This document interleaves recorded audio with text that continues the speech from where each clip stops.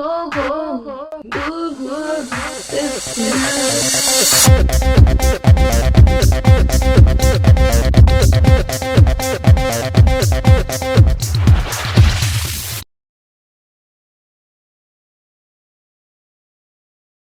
Hey, it's Rosa59 here. Today I'm going to show you guys how to make this really cool outdoor bench.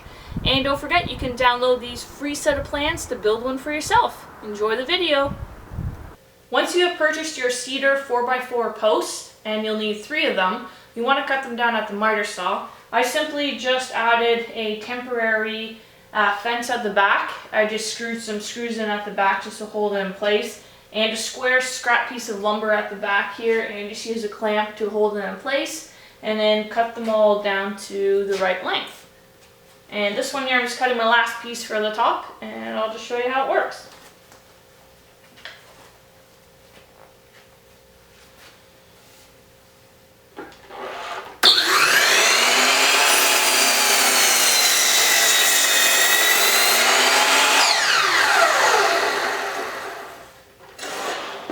Once you have everything all cut to the right size, you want to plan out for your holes, for the pocket holes. And in the plans I provided just a rough template kind of guide idea where roughly they would be for the top, and then for the left side and for the right side of your legs. What I did was I just took one of the scrap pieces and I just roughly kind of did one, so it gave me an idea where to place the holes. And just from the legs on the top and going down, I did roughly about 4 1/4, and then from the bottom up I did about 4 inches. It doesn't have to be exact, you just want them to be in a row exact, that way then it looks more professional going down than if you just randomly put them all up and down onto that. And once you've got all that all planned out, I find that's easier to do that first, and then you're ready to go ahead and drill your holes. The setup that I'm going to be using for drilling the holes, I make sure the back part is all nice and square and touching the piece of wood, and I'm just roughly doing it in the middle. I'm not being particular or anything like that, I'm just kind of guessing roughly in the middle, and then I'm just clamping it down with a clamp, and I'm just going to go ahead and drill my holes.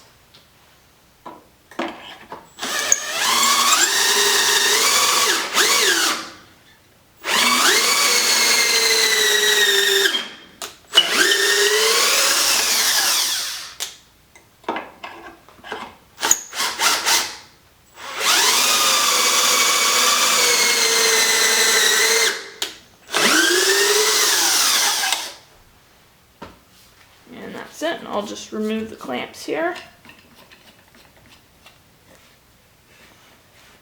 If I can get it off here. There we go. Just got the dust out here. And that's what it looks like. And I'm just gonna go ahead and finish all the rest of my holes. I just want to mention for the top, I went in roughly about 6 inches on each side, and then in the middle I did 18. For that, just roughly. And now I'm ready for glue up, which I have glued up already 3 of my top pieces, and I thought I'd just show you how I do it. And all you do is, I'm going to use some glue. Just because it is quite a large piece, I would rather have the glue bond together while the screw is holding it in place. And the type of glue I am using is this type, Tybond 3. The reason for that is because this is a waterproof glue, so it is outdoors, and since this is going to be an outdoor bench, I want to make sure that it is waterproof with the glue. Obviously, if you don't, then over time it would break or not be as strong. So this is really important to use. And the type of screws I'm using is 2.5 inches long. And I'm just going to apply glue on both sides. And then after that, when you apply the glue, then you put the screws in. So I'll grab my glue here. And you want to be a little generous. I'm doing glue on both sides. If you didn't want to do it on both sides and just one, that's fine. Doesn't have to be so much like gluing up a panel. Just enough so that it's got some bonding too.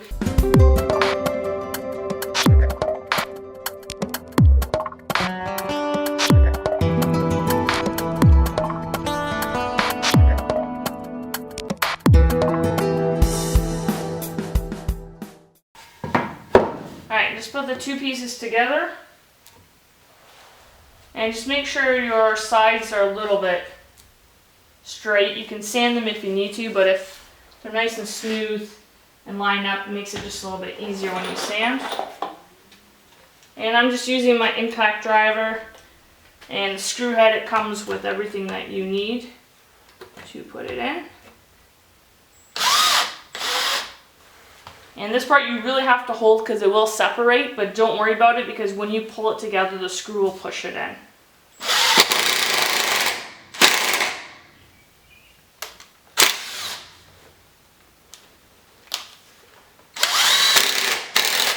If you do need to use a clamp, you can use a clamp to hold it down. And I'm just going to go ahead and fill in the rest of the screws. Alright, I just finished sanding everything down. I started from 60 grit, and then I went to 100, and then 180 I did. And kind of gave it more this rustic look, and that's what I'm going to show you. If you didn't want to do the rustic look, you can just sand it all nicely down and smooth, and then just stain it.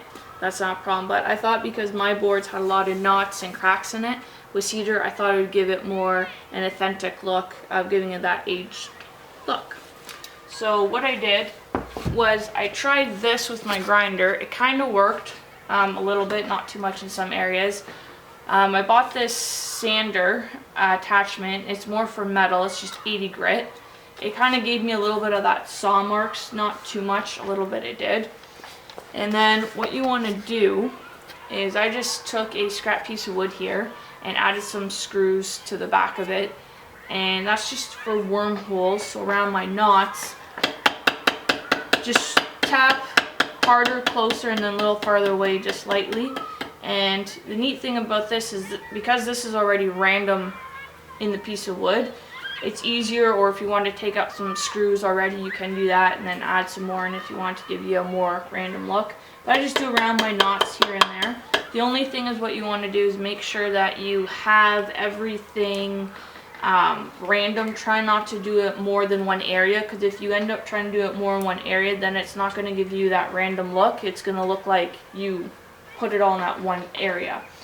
So you can use different objects. That's the really cool thing about it is I've got just a screw, or I guess a bolt here, and you can just drop it, let it fall. That's the neat part about this part. You can add, I've seen people add nut and washers to the end of it and then tie it down and then drop it. All I'm doing is just taking chain, letting it drop in randomness. Don't try to bulk it all up together and drop it, otherwise then right in that one area you'll have like a big bulk. So just kind of have fun with it. And cedar is very soft, so it's a really nice thing about it is you don't really have to like hammer things down. You can use a hammer, random area. Just make sure with this part of the hammer that you don't go down like this, obviously, because then you'll have like two marks and then that'll be kind of obvious that was a hammer. So any like cool objects, just go ahead and find, and rocks if you have anything like that. That's a really cool idea.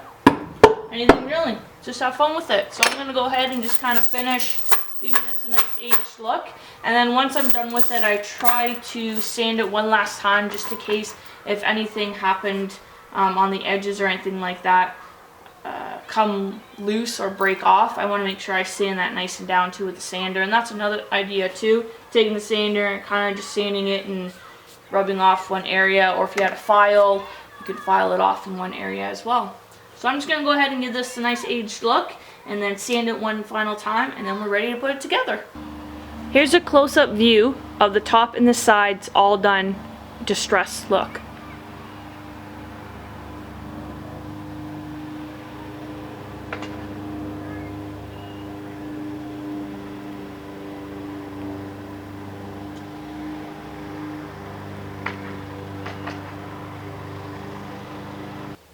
Now to add your legs to the top, what you want to do is measure in 5 inches from each side. And so I measured 5 inches in, and I put my legs in place, and then I made a little mark with a pencil, added some glue, put it on top, and then put the clamp on top of it, And then I just went ahead and screwed in all my screws. And I got one last screw here I'm gonna put in. So I was kind of debating on if I should putty in the pocket hole screws, but I ended up doing it because I thought it just looked better. I ended up just using some Elmer's wood putty. I believe it was golden oak that I had left over. I just added some water to it because it was really dried out, and then some sawdust just to make it go a bit farther because I didn't quite have enough. But it ended up turning out really well. Let it dry overnight, sanded it, and now I'm just going to go ahead and stain. So the stain that I'm going to be using is Old Master's Provincial Wiping Stain. And I'm just putting one coat on, and then I'm taking a towel and then wiping it down.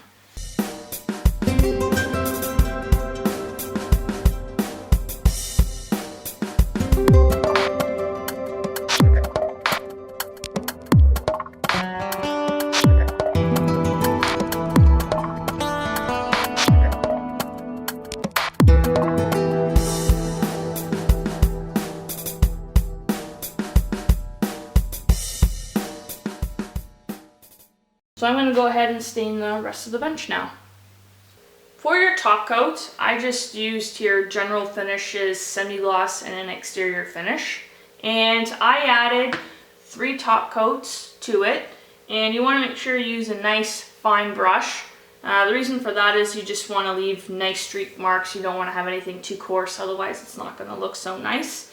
And let it all dry. Let it dry for an extra day or so, just so I wouldn't muck it up, because it is a water-based product, so it needs just an extra day or so to dry.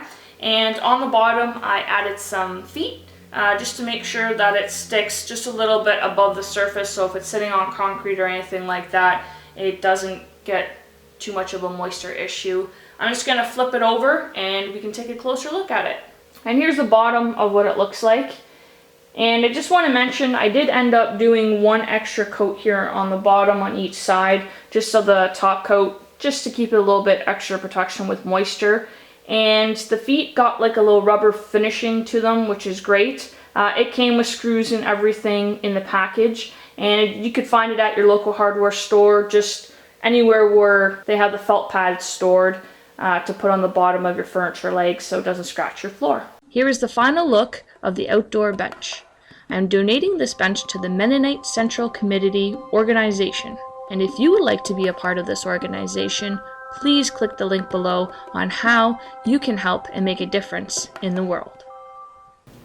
Thanks for stopping by my channel, and go to the video description link below for free plans. Don't forget to comment on this video. If you would like to see more of these videos, please subscribe to my channel.